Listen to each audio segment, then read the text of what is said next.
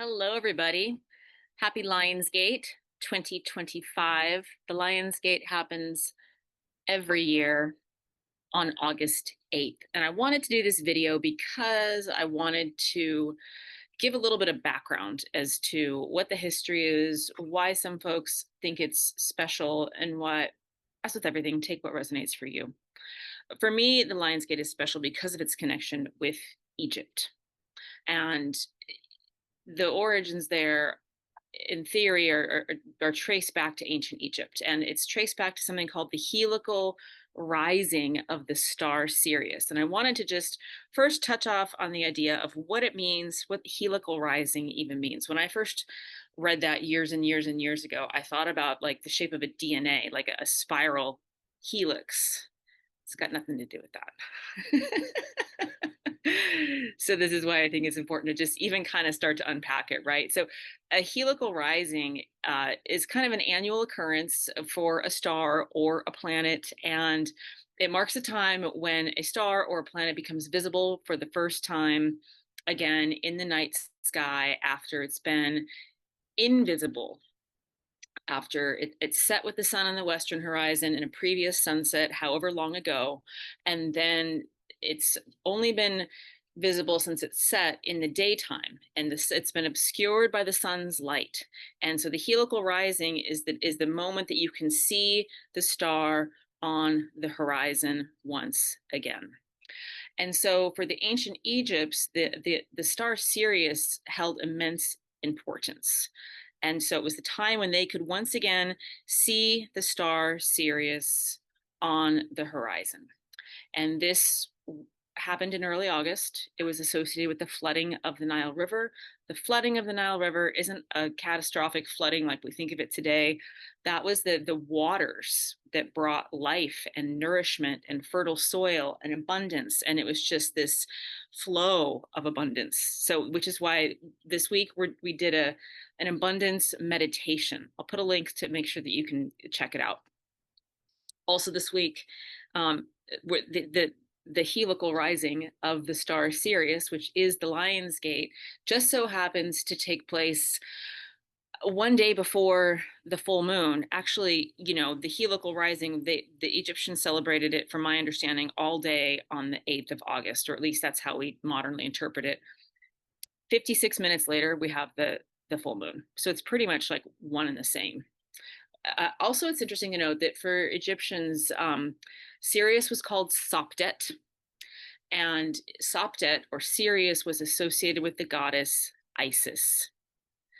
Isis and Osiris have their own myth that I'm going to skip over here, but they are some pretty powerful characters. And, their story is about rebirth and transmutation and transformation. And it's a magical story. And I think I really wanted to take the time to bring this home this year, because we are in a year collectively of transformation. And to the Egyptians, and I think to all of humanity, this heliacal rising, this return of the star Sirius to be able to be seen, was a time of rebirth. It was a time of renewal. It was a time of prosperity.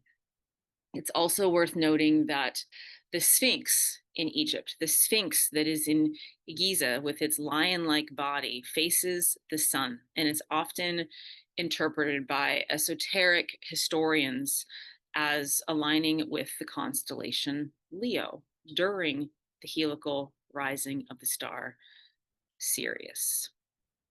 And some people who are spiritual theorists, they suggest that the Sphinx serves as a physical reminder of this event. Take it or leave it. There's plenty of people who are going to tell you that that's not historical. But the Lionsgate portal is, the word portal isn't historical in and of itself, right? And so the Lion's Gate isn't a physical gate. The portal isn't necessarily something that you're going to open the door in 3D reality and walk through. It's a time, it's an energetic and a symbolic alignment. And there's a few things that are happening here during this time, around this time. And one of them is that we have the sun in Leo. It's Leo season from the 23rd of July till the 22nd of August. And we have Leo in full force in the full moon. The sun's in Leo opposite the moon in during the full moon. And, you know, Leo is the sign of courage. It's the sign of heart-based creativity. It's a sign of heart-centered living. It's also the sign of royalty and leadership and very regal energy. And both astrologically and energetically, it's worth noting that there's the conjunction that's happening with the sun and Sirius, which is why they're so close on the horizon. And a conjunction means that they're really able to talk to each other. And I will try to put an image here if I can grab it. But there's the Dogon tribe in Africa talk about this, but there's also just kind of a long list of interesting people that talk about the relationship between the binary relationship between our sun and Sirius. And the idea is that they both have these elliptical orbits. And when they get close to each other, those are the times when humanity goes through an ascending consciousness. And when they get the further away they are from each other, humanity descends into darkness. Lots of folks also associate that with the notion of the yuga cycles is one way to talk about it. The great year is a way that people in old school Europe used to talk about it. But the idea is that there's this larger cycle of time. I believe it's 23 or 24,000 years. It's been a minute since I've looked it up. But the idea is that humanity, there's a cycle where humanity's at the top of the circle. These are the golden ages. And then it descends down into the silver and the bronze and the iron age. And then you go back up. And so in this grand cycle, we're coming out of the dark ages and we're heading up. And that cycle is informed by the binary relationship of Sirius and the sun. And it is thought that Sirius is a central sun to our sun, and that beyond that, there is another, the galactic center would be the central sun. So if you're into that type of stuff, the idea is that Sirius sort of gets some energetic information from the central sun, filters it for our sun and our solar system, sends it to our sun, and our sun beams it to Earth, which is why the closer they are, the more in sync their ability to communicate is, the less static there is between their signals. So long-winded way of saying Sirius is associated with higher consciousness. Sirius is associated with divine wisdom. Sirius is associated with accelerating spiritual downloads. You can find it modernly talked about as DNA activations, soul activations. Like I said, take what you want to take and leave the rest. But let's also not forget the numerology of what's happening here. And the 8-8, 2 8s, August 8th. In numerology, 8 represents the infinity symbol. And I talk about how in the tarot, in the tarot card, I talk about this in the podcast, but it's worth noting here. The tarot card associated with the number 8 is the strength card. And the strength card is, there's a woman who's very gently taming a lion, and she has an infinity symbol over her head. And so it's an interesting energetic of courage and strength and wisdom and meeting the energy of the moment. And I just feel like all of that is so palpable, especially this year. So, you know, 8 represents in numerology infinity, abundance, balance, power. It could also represent truth.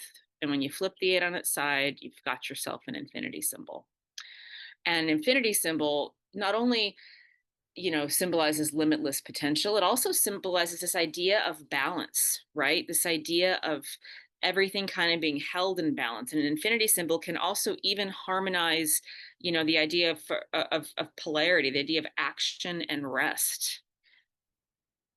And so there's this all-encompassing energetic that comes through with the infinity symbol itself. And what we have here is a double 8. A double 8 is often seen as a cosmic gateway, an energetic gateway. And that gateway would be about personal power and rebirth. And so I just wanted to kind of do this quick little video before we get to the full moon to let us understand that this isn't just something that modern new age woo-woo folks, I may be considered one of those people.